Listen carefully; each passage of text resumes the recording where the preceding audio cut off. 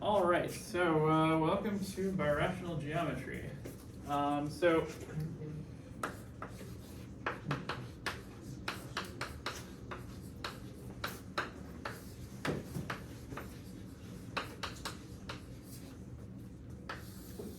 most of you in this room, I think, have an algebraic geometry background, but since I'm posting these lectures on YouTube, I want it to be something, hopefully, that's accessible for people with a lot of different backgrounds, and especially, maybe graduate students who haven't had algebraic geometry yet, or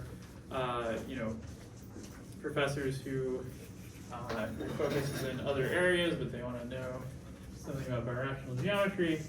Of course, I can't just, I can't really teach this without assuming some algebraic geometry, but I'll try and motivate everything I go along, and so there'll be a lot of redundancy with what's in Hartshorn in particular. Like my first few lectures, today I'm gonna talk about how we record maps between varieties, so both just regular morphisms and rational maps, because the idea is we want to get at birational maps. So let's just, in the kind of the most general kind of setting, think about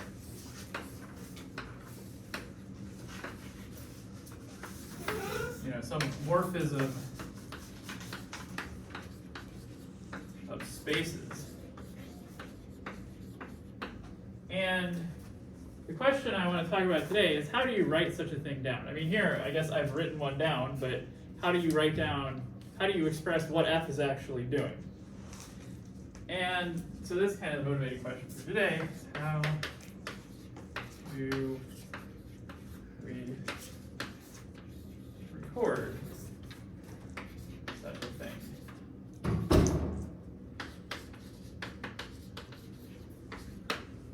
Okay, and what kind of data this ends up being really depends on what kind of geometry you're doing. But the procedure, there's a lot of similarities. So in particular, the idea is like, okay, well, how do we understand what's happening on x and y? Well, normally you'd have something like coordinates. So the idea is that, x is some space, y is some other space, maybe the same space, but the way you navigate being on x or being on y is through coordinates, which we think of as functions. Okay, so let's say that on y,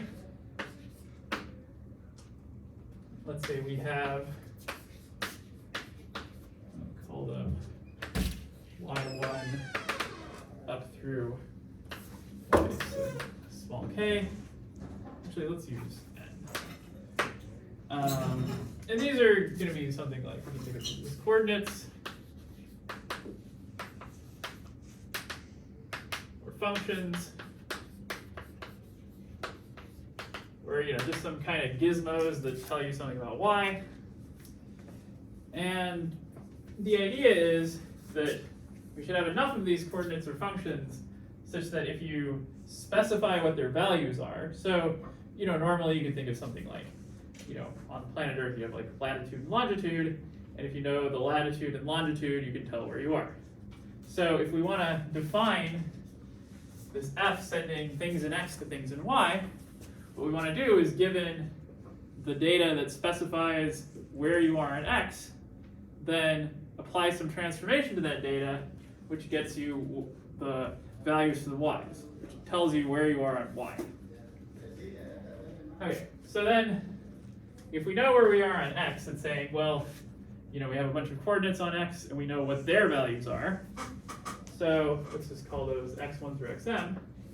So given values for x1 up through xm,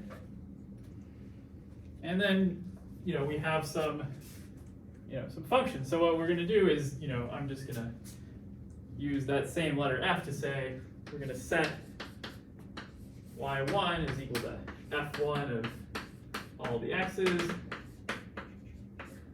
etc. And then up through yn is equal to fn of all the x's. And then, the idea is that, maybe these y's, these might satisfy some algebraic relations or something, and so then we have to impose that the f's satisfy the same relations. Okay, so let's just say the f's satisfy all the properties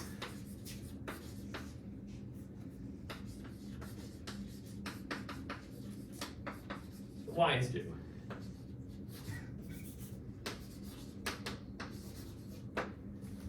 Okay, and then if you think about it, this is exactly what we do in algebraic geometry. This condition that the f's satisfy all the properties the y's do is just saying that you're getting that this assignment embeds the functions y1 through yn in functions of the x's, which should form the coordinate ring. And then this condition that these f's satisfy the same properties is that you actually get an honest ring homomorphism. Okay, so this is, the familiar condition from algebraic geometry.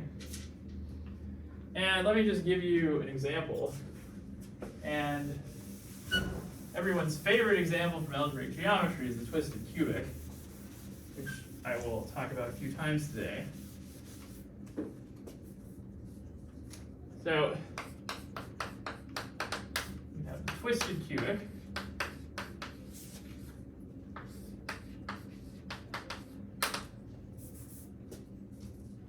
And this is taking a one-dimensional space, so we'll take the affine line over the complex numbers. So you can just think of this as the complex numbers. The affine line, affine space, rather, over the complex numbers. And so this is like three-dimensional space, but with complex coordinates. But you can just think about the real points if you like. And then the coordinates on here, well, there's one coordinate on here, t, but then we could also, take transformations of that coordinate in the form of, if you, the coordinate gives you like a number, and then you can manipulate those numbers by adding, subtracting, multiplying, etc. to get polynomial functions. So over here you have a ring of polynomials in T. And then over here you have polynomials in three variables, x, y, and z. And so if I make the assignment that x is equal to t, y is equal to t squared, and z is equal to t cubed, well, that's exactly the procedure I've done over there. And you can see, oh well, if you just think about this in Calc 3 kind of terms, it's I'm giving a parameterized curve in three-dimensional space, and that's exactly what this does.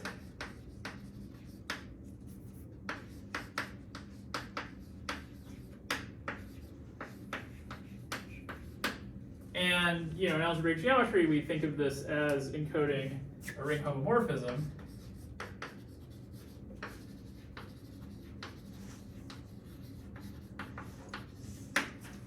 Which goes from the coordinate ring on the right to the one on the left.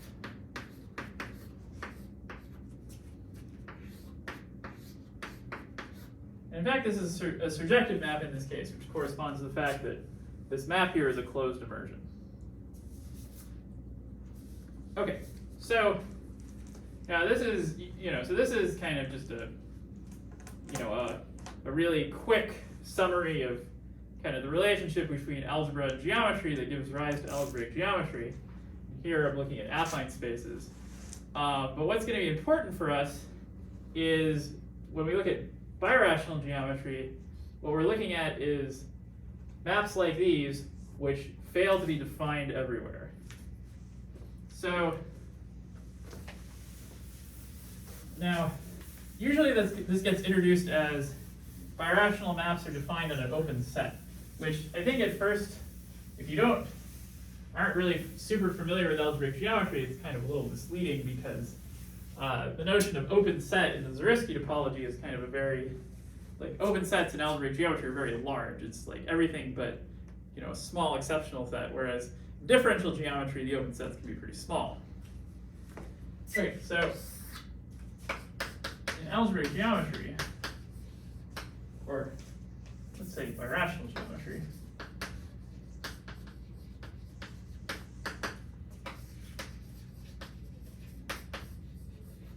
So we're going to want to know about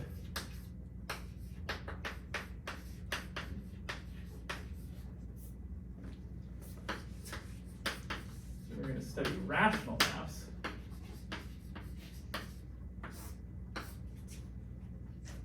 So defined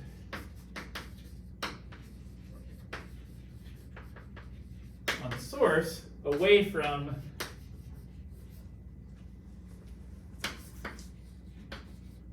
a proper subvariety.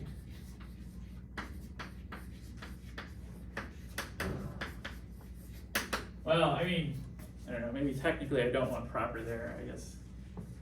Maybe I'll just put this in parentheses. It's sort of, you know, it's sort of the issue of dealing with the empty set. You want the empty map, do you want there to be an arbitrary rational map defined in the empty set? Well, maybe not. But, you know, in some cases, you know, in some statements, it kind of makes it nicer where we're going to have ways of producing, given some data on our source variety, a rational map. And sometimes that data will just give us nothing. So I'm going to leave it at proper, but yeah. So here's the example I want to talk about, which is motivated by the following. Is like, so I mentioned latitude and longitude, right? And so that's like a function from places on the Earth to, you know, two-dimensional space. And yeah, I mean, there's sort of the issue that like longitude, it kind of coils back around, like at the prime meridian, like you can just say, well, that's the prime meridian, right? But the real issue with this coordinate system is that it's not defined two places on the sphere, namely the north and south poles. You know, you don't have a good notion of longitude because that's where all the longitude lines meet. Okay, and so I want to give an example from algebraic geometry, which is similar to this, but you know, we don't have exactly that example because, you know, when you're talking about trigonometric functions, those are transcendental, and in algebraic geometry, we want to stick to polynomials. Okay, so this is a familiar example if you've seen a lot of algebraic geometry, which is I take A2 and I map it to P1. So I'll say what this P1 is in a second.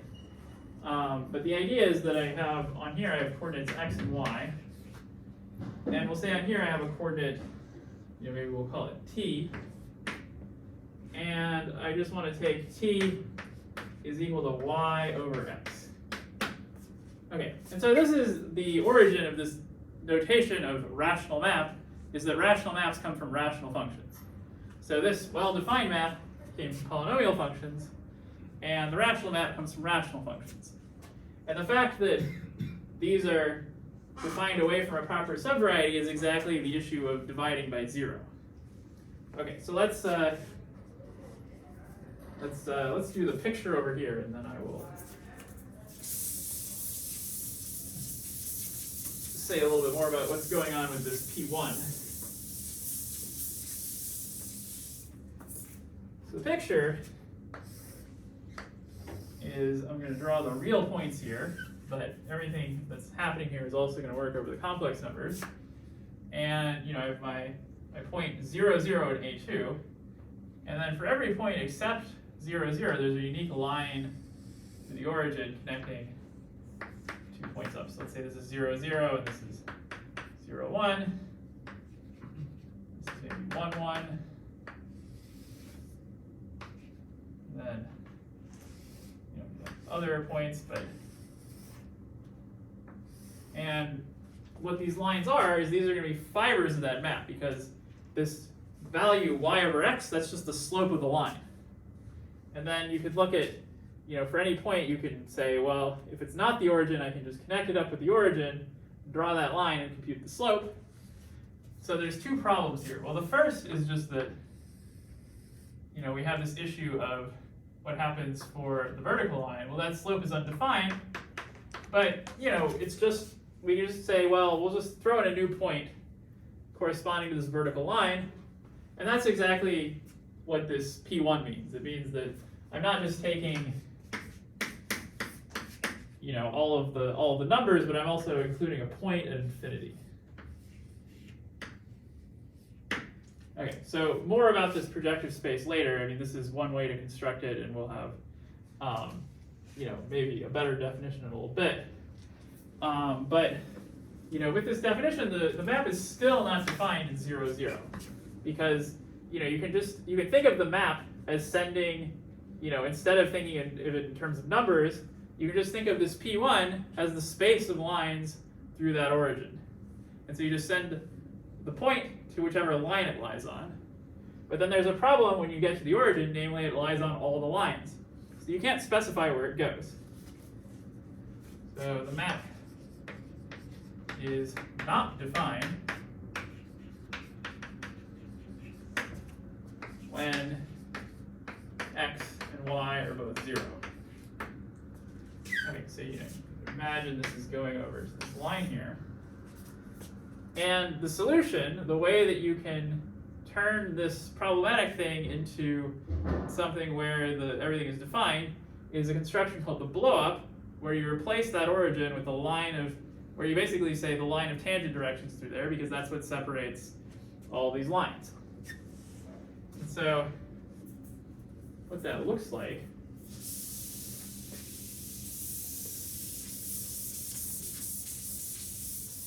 is the following. So the idea is that you're taking this origin and you're pulling it apart, you're kind of replacing it with all the tangent directions. And so the way you can think about that, the way I can think about it is that, you know, so downstairs, I'm going to draw it as a disk now, but it's, you know, the same picture.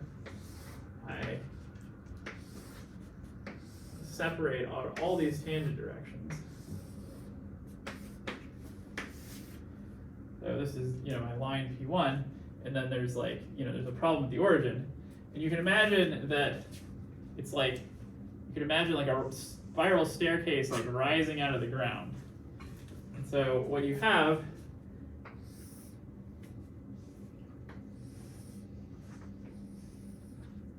this picture here.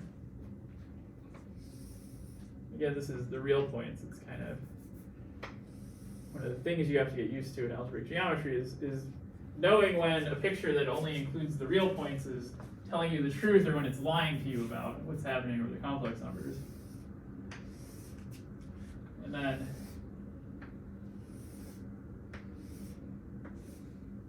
these are the lines. You can see now they're separated apart, and you know, and really the idea is that this end connects back up to that end, because these are lines with the same angle, with the same slope. All right, and so this is a construction called the blowup, and this is a way of resolving the indeterminacy of that map. And so it's going to be a tool for us to study rational maps, and you know, and also birational ones. Okay, so all right, so this is our first example of a rational map, and now I want to give you the definition of a birational map.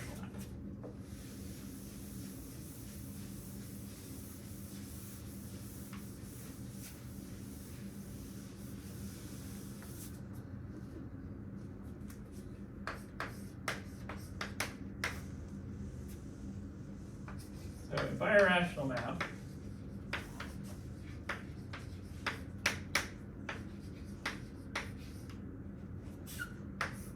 x prime is an equivalence class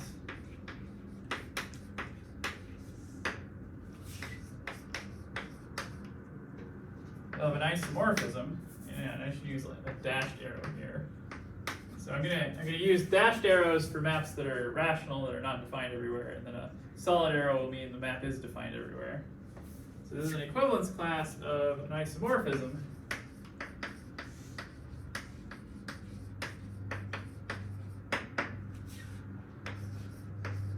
open set X is a Zariski open, so it's just you're just removing some subvariety of X. U prime. I guess in this case I do want them non-empty. So let's just say it's not empty.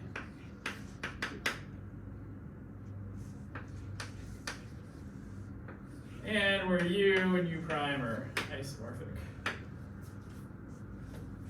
And and you specify an isomorphism. And so the idea is that the map is defined at least on U, and that's an isomorphism onto its image.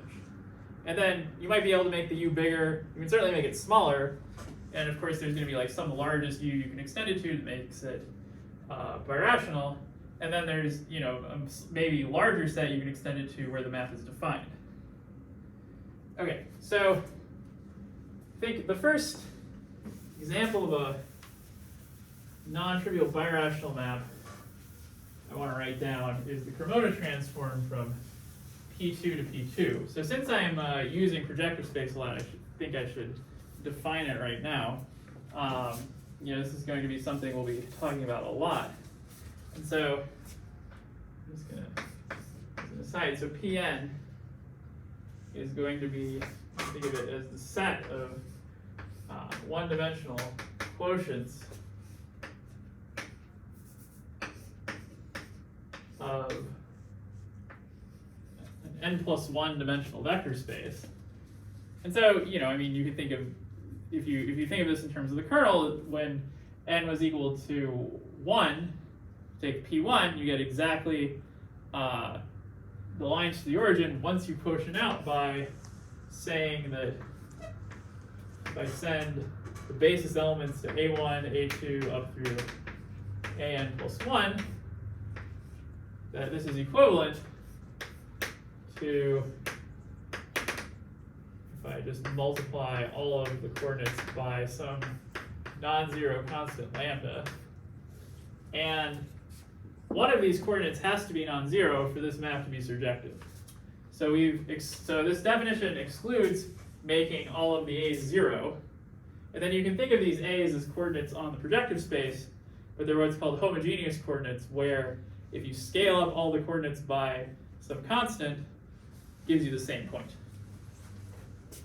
Okay, so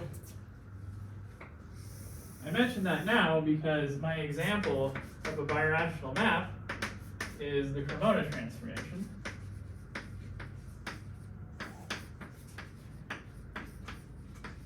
Or sometimes they call this the quadratic transformation from P2 to itself.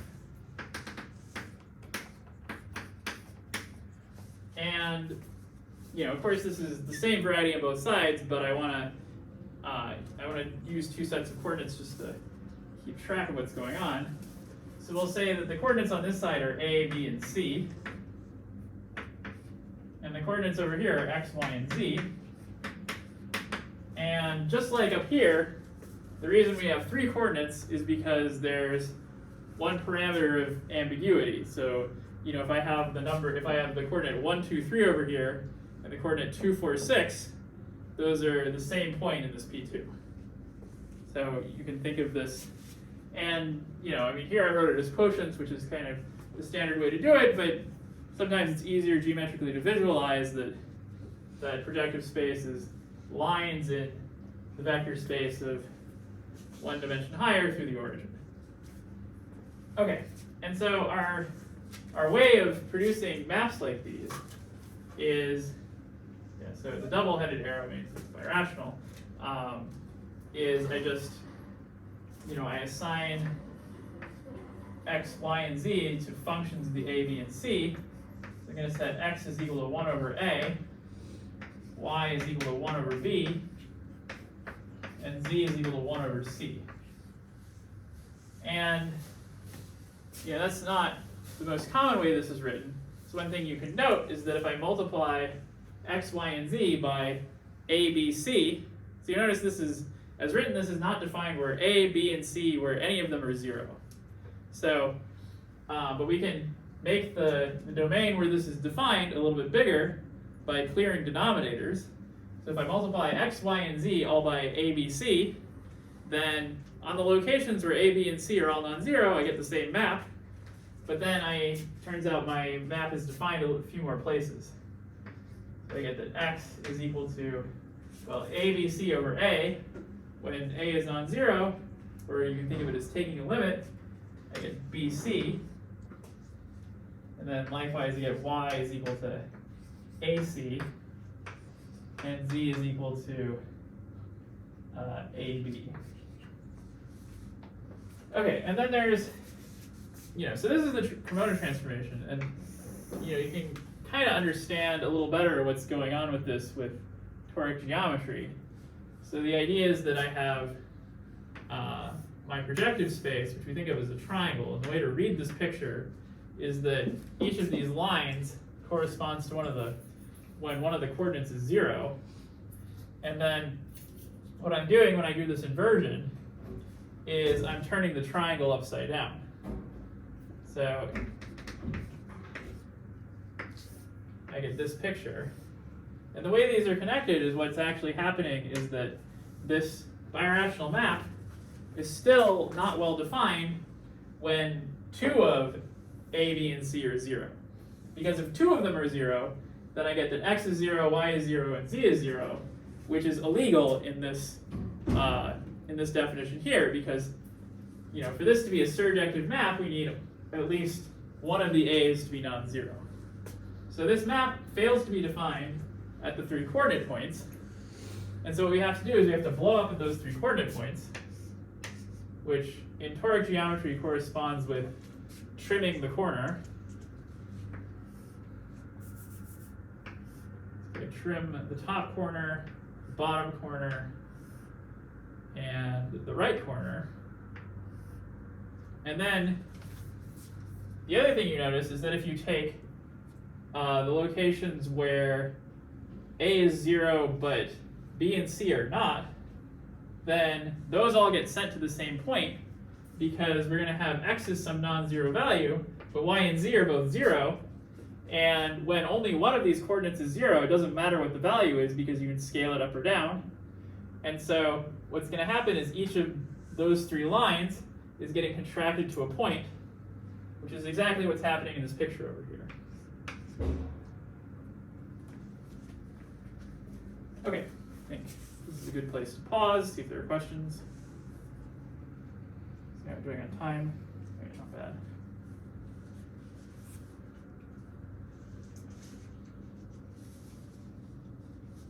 Okay, so is the fan picture just some sort of like reflection across like a line? So the fan picture is, you can get it, should have brought colored chalk actually.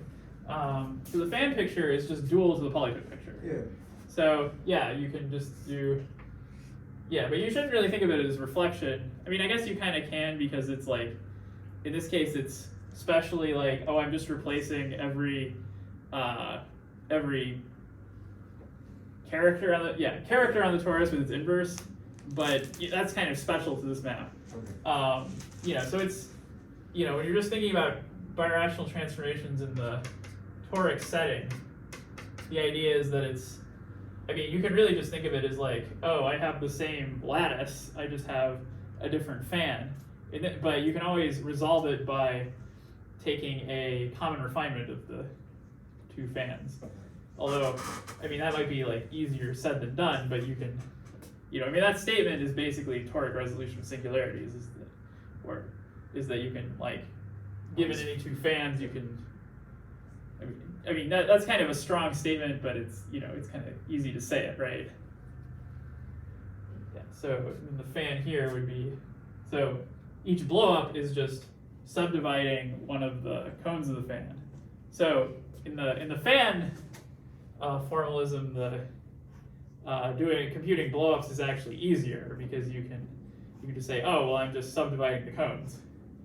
This trimming, it's a little, you can kind of see where it comes from also, but it's, it's a little, I think it's very direct in the fan setting, but I find the polytopes like a little easier to think about geometrically, so there's a little bit of a trade-off. So the reflection, that's just an accident, right? Well, that's because I took this specific map. Right. And of course, this map exists for any projective space. You have,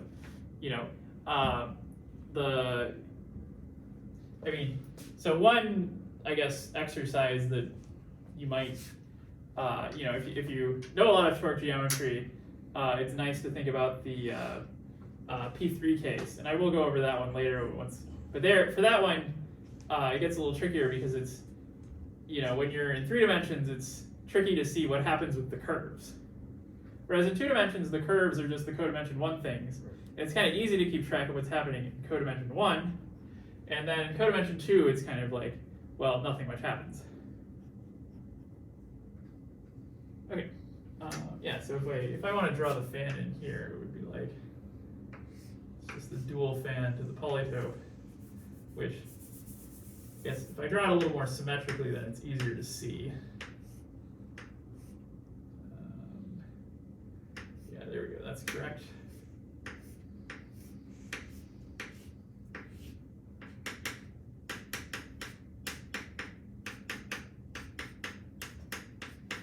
And then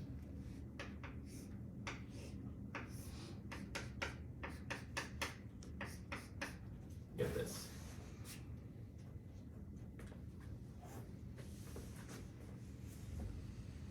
Other questions?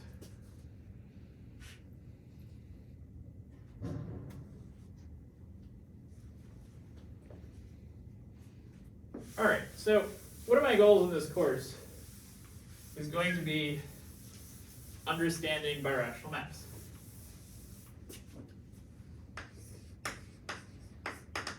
And let's say we're given something like, let's say we're given x. We're given x. We want to understand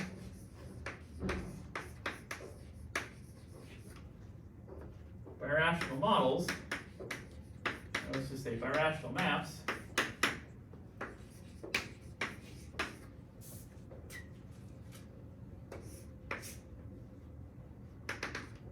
Right, send x to some x prime. And, this is, of course, quite a hard problem. And, I mean, the way I've stated it, it's kind of intractable, given that, one thing I didn't mention here is that you can think about the Cremona group of P2, or just Pn in general, and, that's a much more complicated group than just the automorphisms of P2. And that's just birational maps from projective space to itself, never mind changing the space. So one thing to point out here is that this is really an honest-to-God, non-trivial birational map, in that you can just check that this doesn't come from any element of the automorphism group of P2, which is PGL. Okay, so this is quite a difficult problem. And one way we simplify it is we have the same thing, except now we think of x prime as being embedded in some projective space, which might be a large projective space. And the idea here is that now, instead of considering birational maps from x to some unknown thing, we're considering rational maps from x to Pn, and then saying, well, when is this map birational? Or what's the sort of data on x which is going to give us a birational map? And so that's the kind of thing we can study to understand some of birational geometry. Okay. And so the way this works is you have some open set on x. You have a way of sending it to Pn. And then the rigidity of algebraic geometry works in your favor. So you have some u, which is contained in x. And then we have an honest map, a morphism from u to projective space. And then maybe we just call this I don't know, we'll call it f. And then we'll just say that x prime is the closure of f prime of u. In fact, this is one of the ways, so for that original blowup, we could have defined the blow up this way is that we could have found a suitable projective space. P1 is too small, but we may find a bigger projective space where we map that A2 in, the A2 minus the point, and then that point, all of the lines leading to it get separated. So when you take the closure, you get all the different limits. Okay, so now we've kind of reduced the problem to understanding maps from an open set of X to Pn. And maps to Pn are something that we can understand. So this is something, what I'm going to present now is, essentially a big part of what's in Hartshorne Chapter 2, Section 7, which, Hartshorne, that's a book that's like very difficult when you first start learning algebraic geometry, and it's kind of like, you kind of have to understand what it's saying before you can read the book. So this is a section that when I learned it, it was kind of almost incomprehensible, and then once I found out what it was saying, I was like, oh, that's very natural. But kind of one of the problems with learning algebraic geometry is that it's somehow like, and I think in math in general, it's somehow, you're trying to it's like you're trying to pry open a puzzle box and you can't find the place where you gain entry. Okay, but I'll try and explain that today. So let's just emphasize again that we can think of our projective space. Well, let's use a small n here. So this is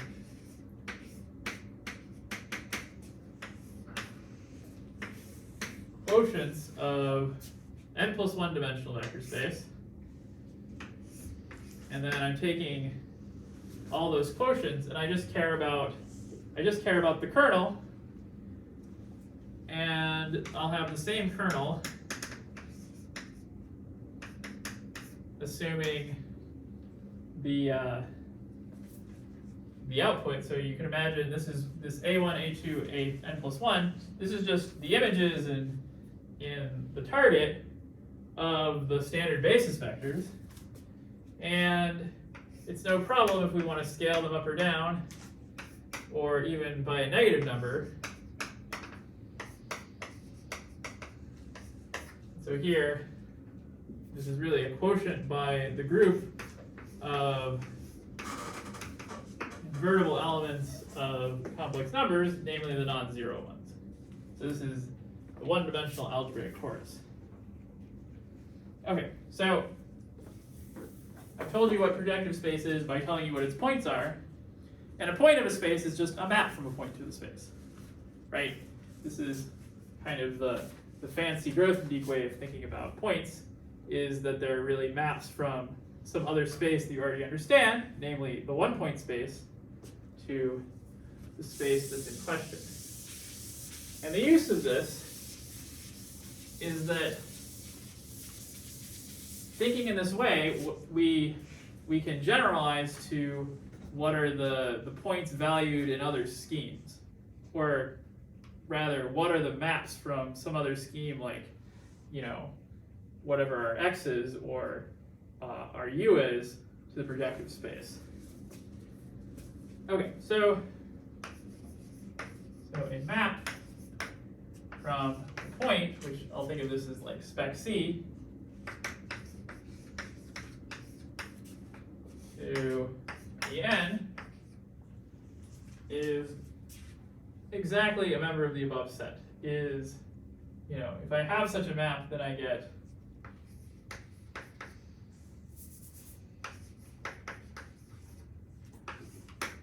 surjection.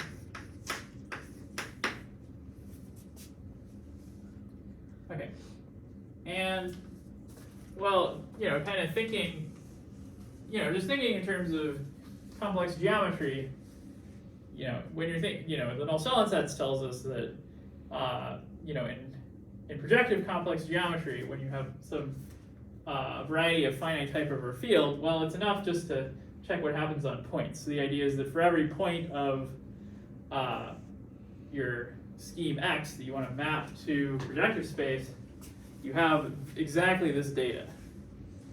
So the idea is that you can think of this as kind of some ambient things. You have some ambient Cn plus 1. And then I have n plus 1 functions, which send me to C, but which may vary as I move around the space. So now, when, so it's a little, I shouldn't call them functions because they might not be globally functions. What they're going to be instead are sections of a line bundle. But if we think of what's happening locally, so locally to map x to Pn, so we need our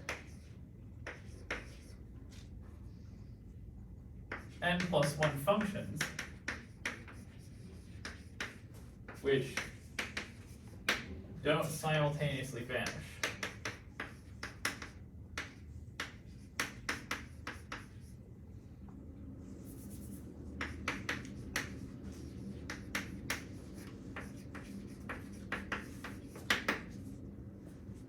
Okay, so this is the local thing, is that you have n plus 1 you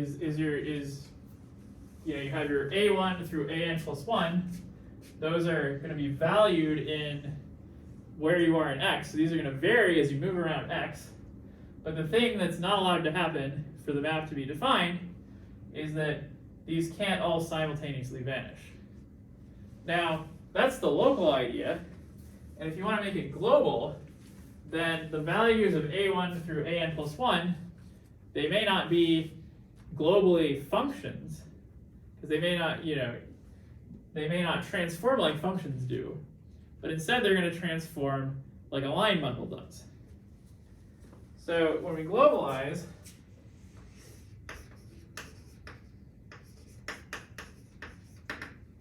we get what's in Hartshorne, which is we have n plus 1 copies of the structure sheet. This is, the global analog of this. And then the global analog of this might be O, but it turns out if you take the structure sheaf itself, then you only get trivial maps. This is kind of a consequence of the fact that on a projective variety, there are no global functions except the constant ones. This is, in complex analysis, you have the theorem that a bounded entire function is constant. And so the idea is that an entire function on C, if it's not constant, it has to blow up at infinity. And so if it's a polynomial function, you'll have a pole of some order. Well, the order will just exactly be equal to its degree at the point at infinity. So to get something non-trivial, we actually have to have that this goes to a line bundle. Okay, and so this is the data that gives us a map from X to Pn. And then here, so if I'm writing this as kind of a bijective correspondence, I have to again quotient out by some kind of C star action. Okay, so let's do an example.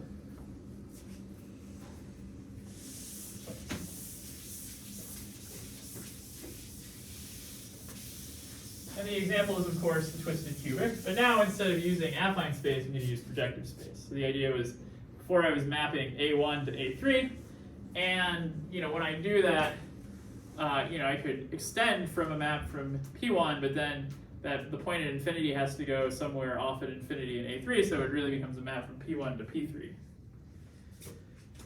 So the twisted cubic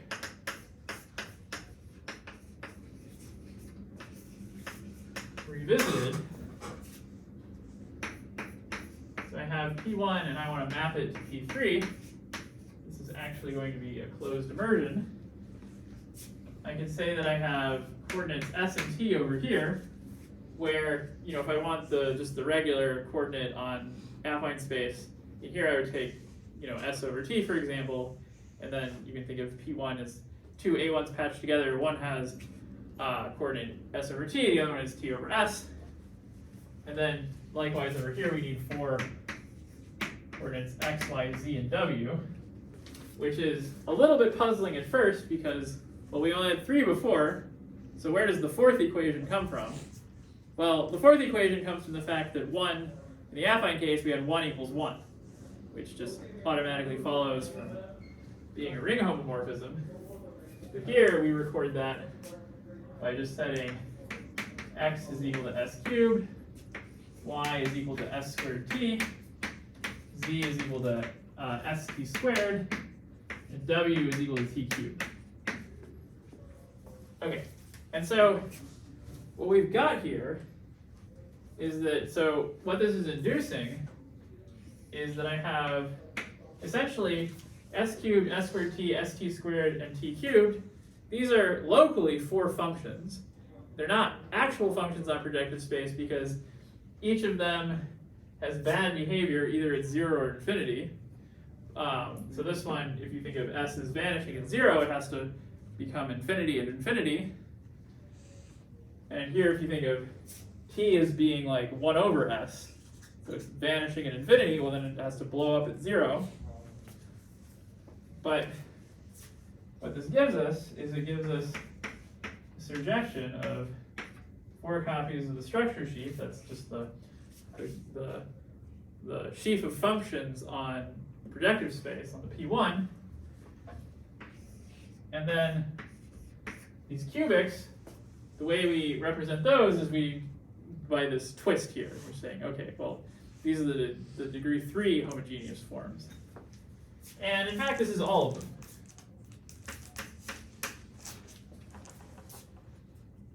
Okay, so this induces this surjection, and so that's exactly this data over there, and so that's why we get a map from P1 to P3. Okay, so this is one map that you would consider between projective spaces. I should point out there is kind of an obvious map from one projective space to another, namely the identity map. So if I think about, let's just do that on the next board. So to record, I have to use one board. It's a little getting used to.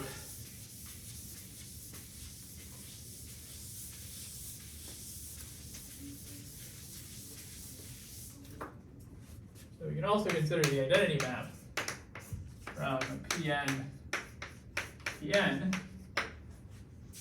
And so that should give us a surjection from n copies of the sheaf of functions, structure sheaf, to some line bundle. And that's the tautological line bundle O of 1.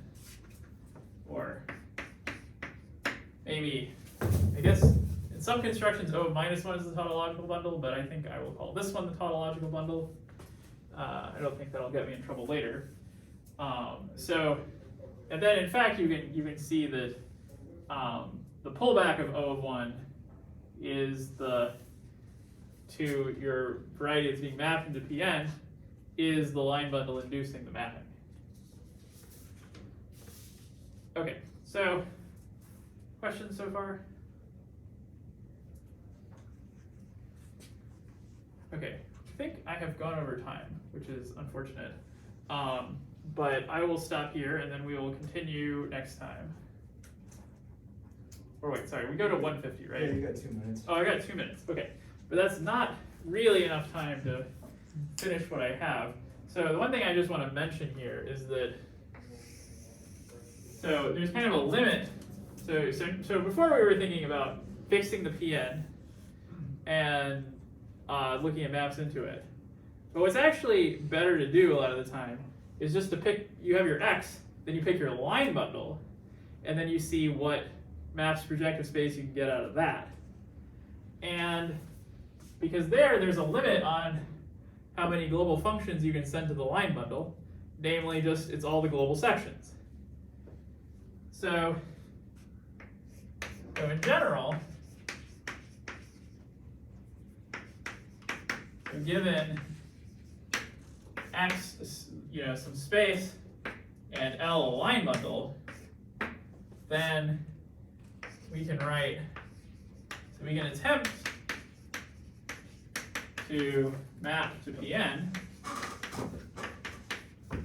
for some n by taking all the global sections of the line bundle,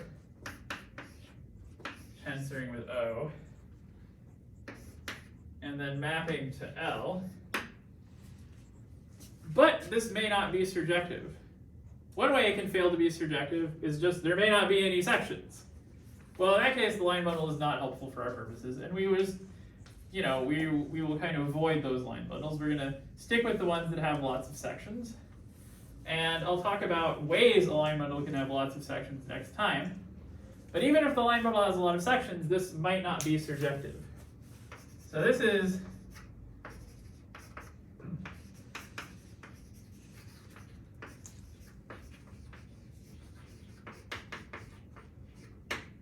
this is a sort of the source of a lot of, I don't want to say problems, but a sort of the source of what makes a lot of what makes birational geometry interesting is just the fact that this isn't surjective, and that's what produces interesting birational maps that can't be extended to a regular map on the whole of X. Okay, I think that's a good stopping point. And next time we'll pick up here.